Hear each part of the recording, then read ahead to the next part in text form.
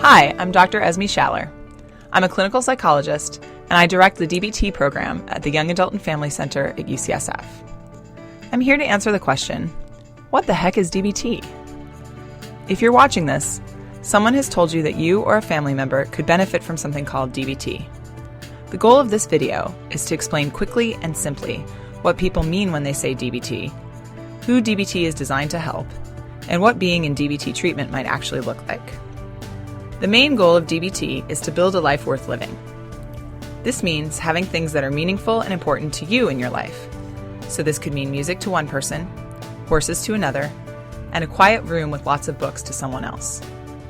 DBT is not a suicide prevention program or a way to stop people from doing behaviors that bother others. DBT is to help you. In other words, there is hope if you're suicidal. DBT is one way to overcome these feelings. Let's start with explaining those letters. Acronyms are always a bit confusing. The D stands for dialectical.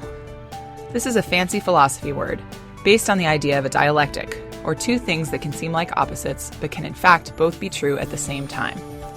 For example, in DBT, we believe that everyone is doing the best they can, and they need to try harder.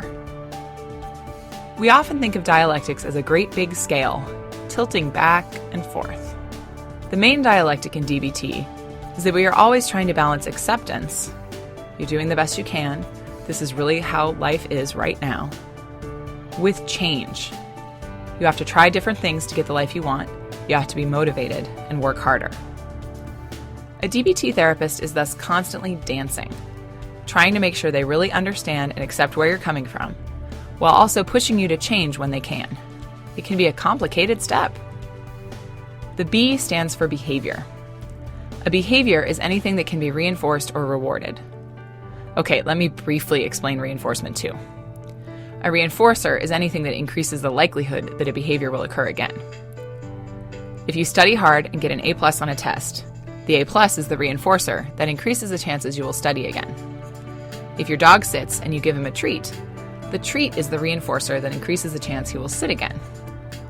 If you do a favor for a friend and he brings you a present to thank you, the present is the reinforcer that increases the chances you will do more favors in the future. The laws of behavior, having to do with these reinforcers, affect all living things: dogs, dolphins, people, even therapists. DBT recognizes this and tries to harness the power of behavior change to move you closer to your goals, your life worth living. In DBT, therapists work with you to establish target behaviors, things that you are working to increase, or often in the beginning, decrease, to make your life better.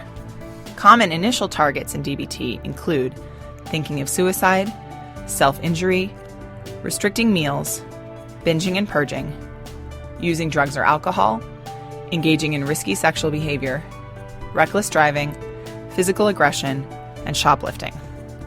The T stands for therapy, obviously. But DBT is different from other therapies you may have participated in or heard of. DBT therapists have a lot of specialized training in DBT and follow many assumptions and guidelines in their work as DBT therapists that differ from other therapy traditions. All of this is a bit beyond the scope of this video, but I'll let you in on a couple. Our first goal in DBT is making sure you stay alive.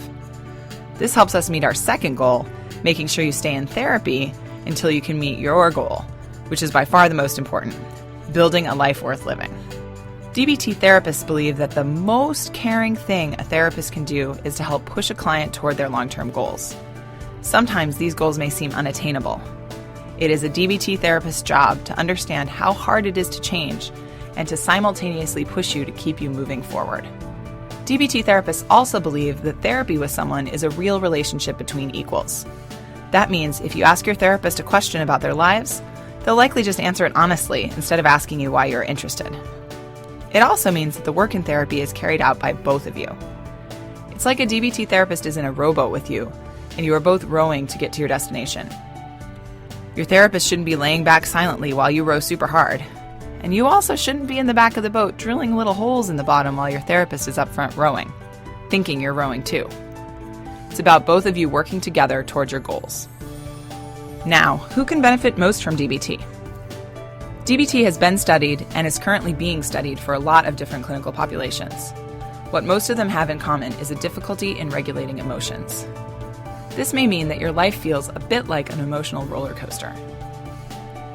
DBT might work for you if you get more disappointed than it seems like your friends do when plans get canceled or things don't go your way. You cry at movies a lot, or even at commercials. You sometimes feel like you were born into the wrong family, like you're a lion cub in a family of house cats. If one or more of these things describes you, you might benefit from DBT. Lastly, let's talk about what DBT looks like. Full DBT, the kind that has the most rigorous research backing it up, has 4 modes of treatment. These are: 1. Structured individual therapy. There is a focus on behaviors, like we mentioned, and dialectics, that balance of acceptance and change. You'll also be asked to do some tracking of your emotions and behaviors in between sessions. If you're a teen or sometimes a young adult, family therapy will also be included as part of your DBT program. 2. Skills group.